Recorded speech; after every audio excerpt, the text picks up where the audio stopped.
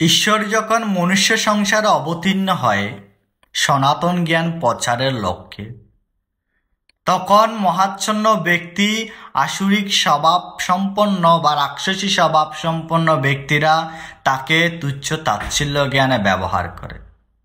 সেই তুচ্ছ তাচ্ছিল্য জ্ঞানে ব্যবহার করার কারণে সেই ব্যক্তিরা তাদের মুক্তির পথ থেকে বঞ্চিত হয়, তাদের সকাম কর্ম ও জ্ঞান লাভের প্রয়াস সম্পূর্ণ ব্যর্থ হয়।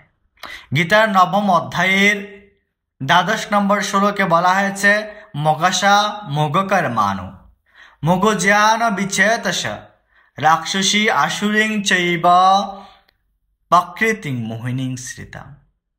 হ্যাঁ সনাতনী সন্তান, এইভাবে মহাচ্ছন্ন হওয়ার ফলে তারা রাক্ষসী বা আসুরি স্বভাব প্রতি আকৃষ্ট হয়।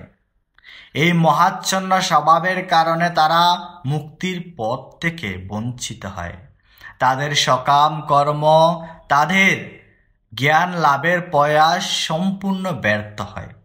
হ্যাঁ সনাতনী সন্তান, সনাতন জ্ঞানের প্রতিটি ভিডিও যদি ভালো লেগে থাকে দয়া করে লাইক, কমেন্ট এবং শেয়ার করবেন, অন্যকে জানানোর জন্য, অন্যকে বোঝানোর জন্য, অন্যকে দেখানোর জন্য।